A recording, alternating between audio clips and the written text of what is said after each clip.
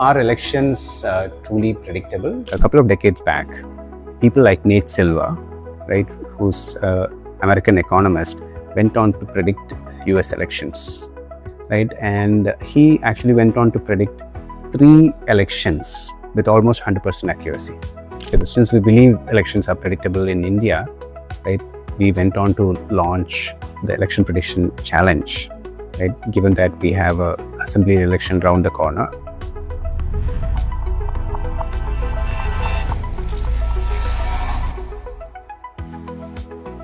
Are elections truly predictable? Right, within our team, we have debated this extensively.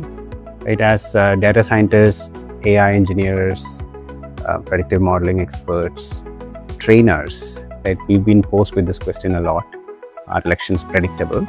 Right, and probably in this discussion, right, we will go on to bring in some clarity. Right, we'll try our best to bring in some clarity.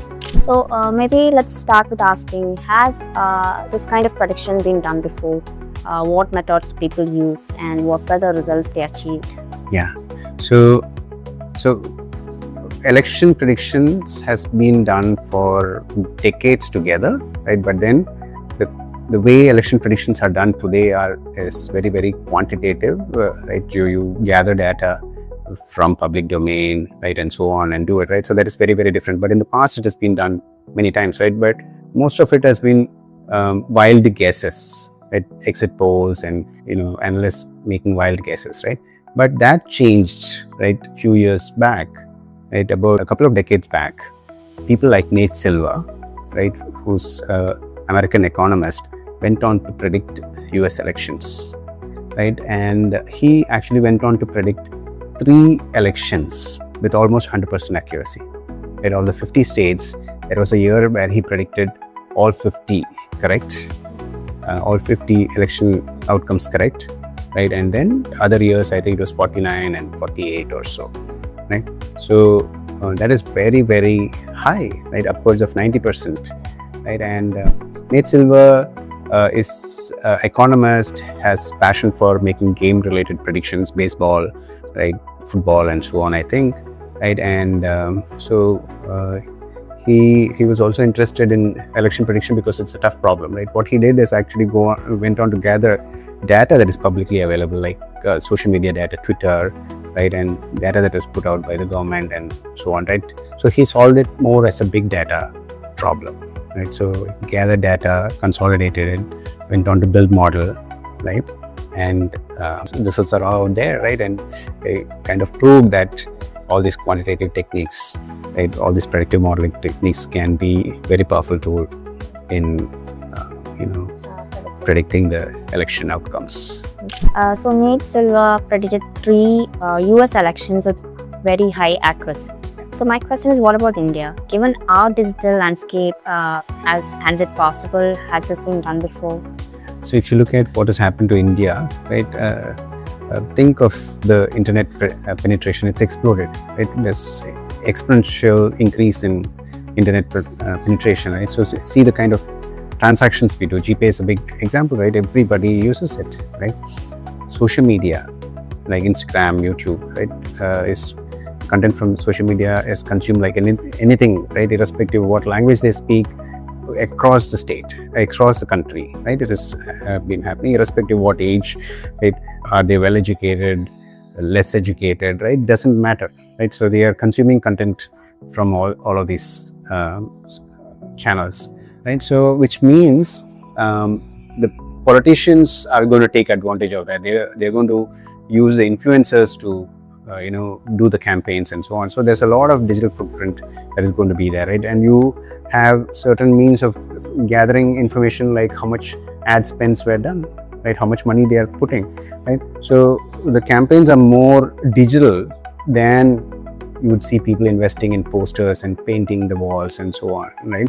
Because the whole country started consuming digital content like anything. You will also see feedback of ordinary people to videos by the influencers and politicians and so on, right? So what was possible in the US, where Nate Silver went on to gather data from Twitter and so on, right now we are seeing the same kind of availability of data in India as well, right? But it's not just that, right? We have websites that have gathered data about politicians, right?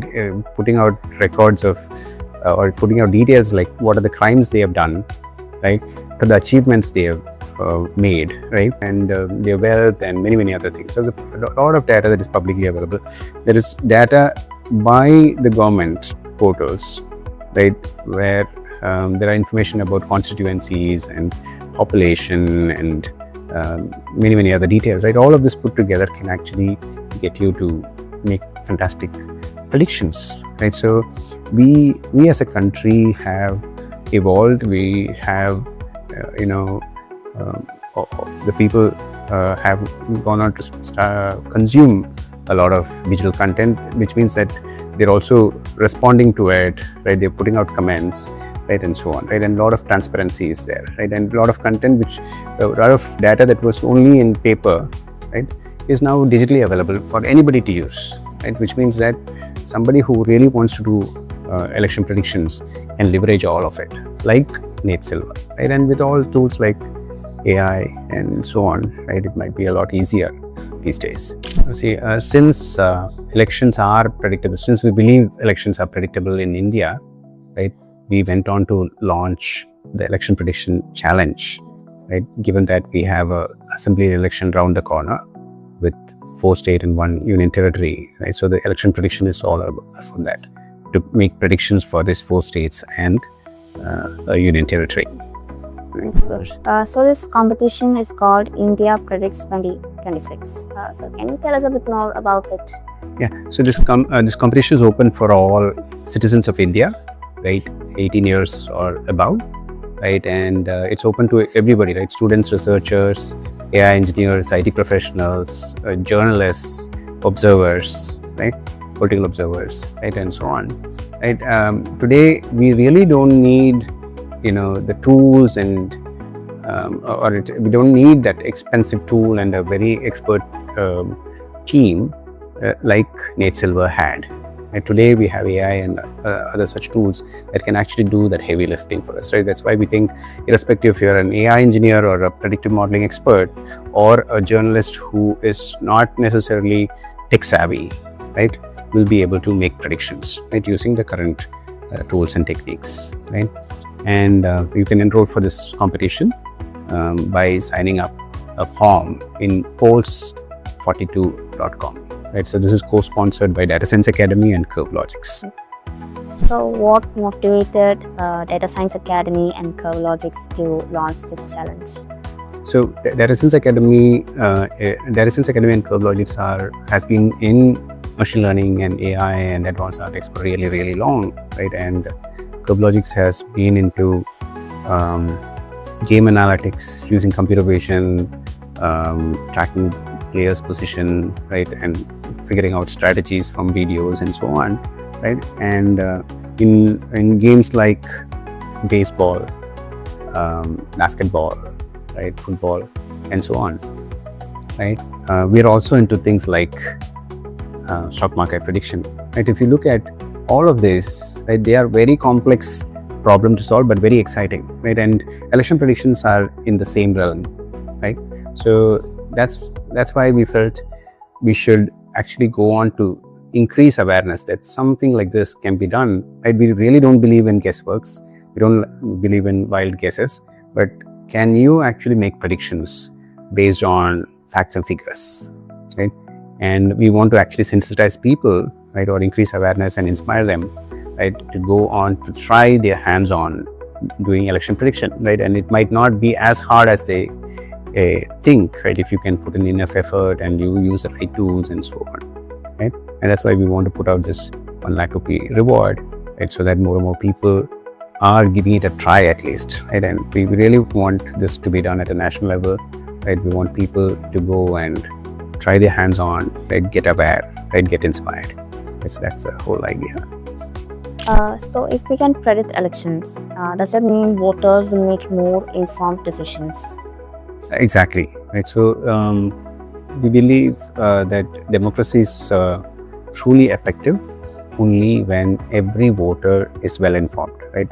When every voter has access to appropriate data. The data can be about the candidates, past performances of government, people who have been in power, right, and so on, right. And with tools like AI and the digital media, right, all these data actually brings in a lot more transparency. More transparency would mean better informed decision that each voter would be able to do, right. So when we have more transparency with all this digital data out there, right, our democratic processes are definitely going to improve over the years, right. So it is, I believe it is going to get better and better, right, with more and more transparency coming in, with more and more tools and publicly available data and so on. So in the future, maybe decades from now, if AI surpasses human intelligence, do we still need elections? Do we still need representatives? Yeah, so that's a big unknown, right? Firstly, when would superintelligence arrive? Right, I'm sure if you ask Demis Hassabis or the three godfathers of AI, Jeffrey Hinton, Jan LeCun, or Yoshua Bengio, or the Sundar Pichais of the world, and the Satya Nadellas of the world, who are all, and Sam Altman and Dario and many others, right, who are very, they're running large AI firms, right? I don't think they have the answer, right? But when superintelligence arrives, right, which means that AI is way better than humans, right? And at that time, right, maybe we would not need representatives to make decisions. The AI will make the decisions. In the near term, it might be about selecting the candidates and representatives. As the superintelligence gets better and better, right, probably the governance will be completely done by AI, right? And these are all speculations. We don't know, right? This is we don't know how things are going to transpire, right? But there is a possibility, right? So it's what it is. So would it be the same for the stock market and other areas where speculation is prominent? Probably yes, right? Because when AI surpasses human level capabilities, right, and it can access data fast, it can analyze data fast, right, it can gauge the real value of companies, right, if that is possible, right. Unlike the stock market fluctuates because a lot of buying and selling is based on people who are not well informed, right. So those kind of fluctuations will reduce for sure, right, and it is definitely going to impact the financial markets, right. So that's going to happen. That was a really nice discussion. I think we can conclude here. Thank you so much. Thank you. Absolutely. Thank you so much, Sera. And thank you all for listening. Right, this was a great conversation. So thank you all. We appreciate your time and we look forward to continuing this in the future.